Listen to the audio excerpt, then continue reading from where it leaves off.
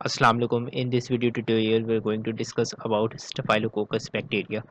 The Staphylococcus bacteria are spherical, gram-positive cocci arranged in irregular grape-like clusters. Staphylococcus bacteria जो होते हैं वो spherical shape के होते हैं और gram-positive होते हैं. gram-positive मतलब जब इनको स्टेनिंग की जाती है तो ये पर्पल कलर के माइक्रोस्कोप में दिखाई दे रहे होते हैं और इनकी अरेंजमेंट जो होती है वो ग्रेप लाइक होती है.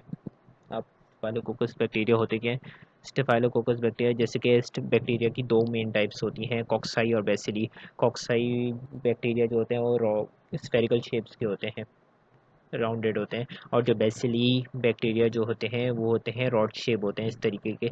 तो कॉक्साई बैक्टीरिया जो होते हैं वो फर्दर टू में डिवाइड हो रहे होते हैं, स्टेफाइलोकोकस बैक्टीरिया और स्ट्रेप्टोकोकस बैक्टीरिया. स्टेफाइलोकोकस बैक्टीरिया की जो अरेंजमेंट होती है इसको इन दोनों को इस तरीके से डिस्टिंग्विश किया जा रहा होता है, क्योंकि दोनों होते तो वैसे ग्राम पॉजिटिव ही होते हैं, यानी कि जब इनके ऊपर स्टेनिंग की जाती है और माइक्रोस्कोप के ऊपर ऑब्जर्व किया जाता है तो ये पर्पल कलर के माइक्रोस्कोप में इस तरीके के शो हो रहे होते हैं.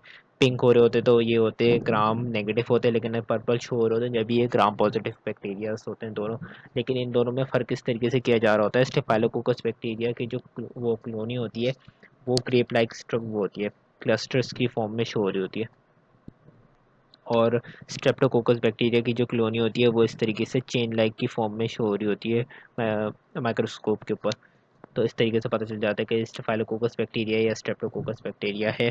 अब स्टेफाइलोकोकस बैक्टीरिया जो होते हैं वो इसके अलावा कैटेलिस टेस्ट के थ्रू भी पता लगाया जा सकता है कि बैक्टीरिया जो है स्टेफाइलोकोकस है या स्ट्रेप्टोकोकस है. स्टेफाइलोकोकस बैक्टीरिया जो होते हैं वो कैटेलिस प्रोड्यूस करते हैं, जबकि स्ट्रेप्टोकोकस बैक्टीरिया जो होते हैं स्ट्रेप्टोकोक्साई वो वो कैटेलिस प्रोड्यूस नहीं करते. तो कैटेलिस टेस्ट के थ्रू भी ये पता लग जाता है कि बैक्टीरिया स्टेफाइलोकोकस है. अब स्टेफाइलोकोकस जो है वो फर्दर थ्री में डिवाइड हो रहे होते हैं. स्टेफाइलोकोकस जिसमें से मेन जो है इन्फेक्शन कॉजिंग, जो ह्यूमन के अंदर इन्फेक्शन कॉजिंग बैक्टीरिया जो होता है स्टेफाइलोकोकस वो होता है स्टेफाइलोकोकस ऑरियस. ये मेन होता है. इसके अलावा स्टेफाइलोकोकस एपिडर्मिडिस और स्टेफाइलोकोकस प्रोफाइटिकस. स्टेफाइलोकोकस ऑरियस जो है वो स्टेफाइलोकोकस एपिडर्माइडिस और स्टेफाइलोकोकस सैप्रोफाइटिकस से ज़्यादा हार्मफुल होता है.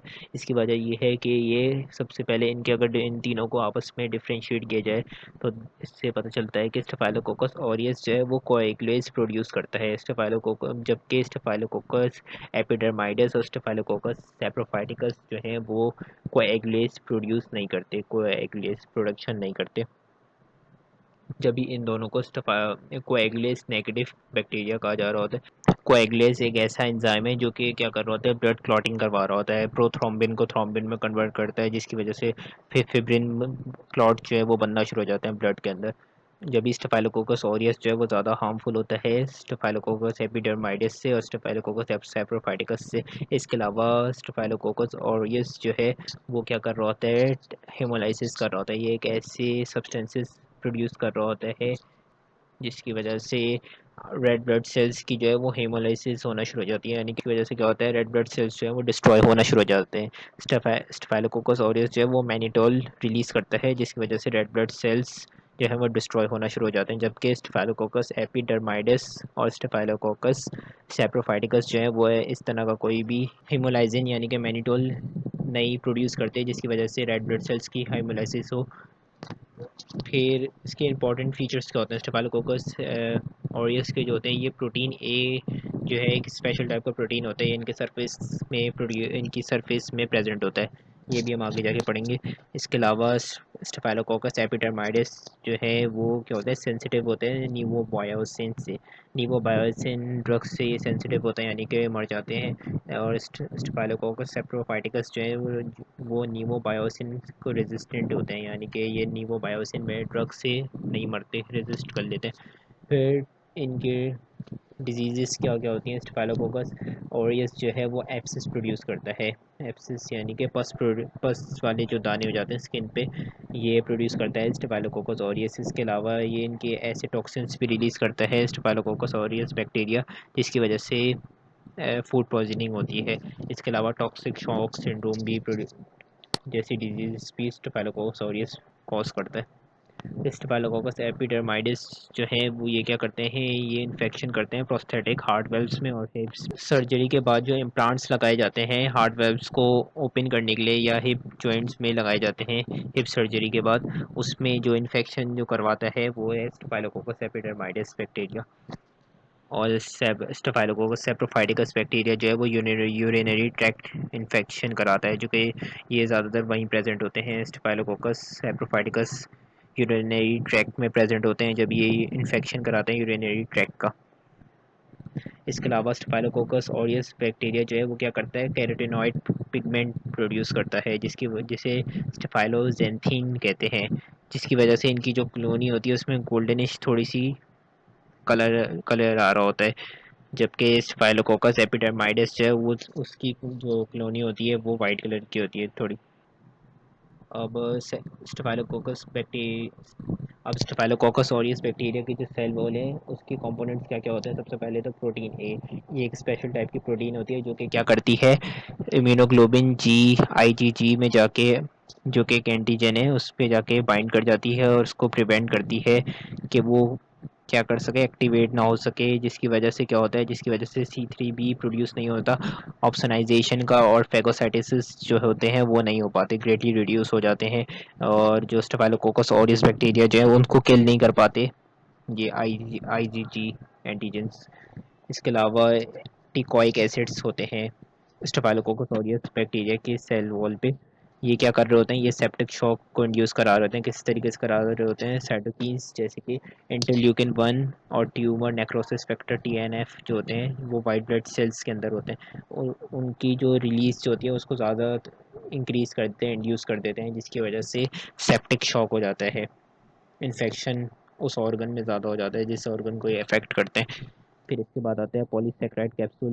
इनकी सेल वॉल जो होती है वो कवर्ड होती है पॉलीसेक्राइड कैप्सूल से स्टेफाइलोकोकस ऑरियस की, जिसकी वजह से जो ड्रग्स होती हैं वो इनके ऊपर इतना इफेक्टिव नहीं हो पाती।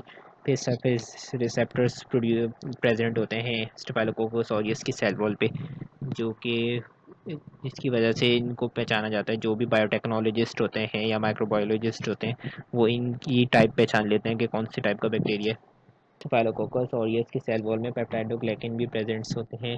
ये क्या कर रहे होते हैं, इनकी एंडोटॉक्सिन लाइक प्रॉपर्टीज़ होती है, यानी कि क्या कर रहे होते हैं, मैक्रोफेजेस यानी कि वाइट ब्लड सेल्स को स्टिमुलेट करते हैं ताकि वो क्या कर सकें, ज़्यादा से ज़्यादा साइटोकिन्स प्रोड्यूस कर सकें और क्या कर सकते हैं, कॉम्प्लीमेंट सिस्टम को एक्टिवेट करें। फिर इसके बाद टॉक्सिन्स जो कि स्टेफाइलोकोकस ऑरियस बैक्टीरिया जो है वो प्रोड्यूस करते हैं, ऐसे केमिकल सब्सटेंसेस जो कि हार्मफुल होते हैं बॉडी के लिए। उसमें क्या होता है, बहुत सेवरल टाइप्स के टॉक्सिन्स और एंजाइम्स जो है वो प्रोड्यूस करते हैं स्टेफाइलोकोकस ऑरियस, जिसमें से 3 जो है वो क्लिनिकली बहुत इंपॉर्टेंट होते हैं। सबसे पहले तो आता है एंटेरोटॉक्सिन, जो कि क्या कर रहा होता है, फूड पॉइजनिंग कॉज करता है, उस फूड पॉइजनिंग में जिसमें प्रोमिनेंट वॉमिटिंग हो रही हो और इसके साथ साथ वाटरी नॉन ब्लडी डायरिया हो रहा हो। इसकी वजह क्या है, ये जो एंटेरोटॉक्सिन जो है वो क्या कर रहा होता है, सुपर एंटीजन की तरह काम कर रहा होता है, यानी कि GIT ट्रैक्ट में जो मैक्रोफेजेस होते हैं या और हेल्पर T सेल्स होते हैं, ये दोनों वाइट ब्लड सेल्स होते हैं, इनके अंदर ज़्यादा से ज़्यादा रिलीज़ करवा रहा होता है प्रोटीन्स की, जो कि इंटरल्यूकिन 1 है और इंटरल्यूकिन 2 है, जिसकी वजह से फूड पॉइजनिंग कॉज हो रही होती है और वॉमिटिंग और वाटरी नॉन ब्लडी डायरिया हो रहा होता है। इसके अलावा बाद आता है toxic shock syndrome toxin, TSST, toxic shock syndrome toxin, ये दूसरा ऐसा टॉक्सिन है इम्पोर्टेंट।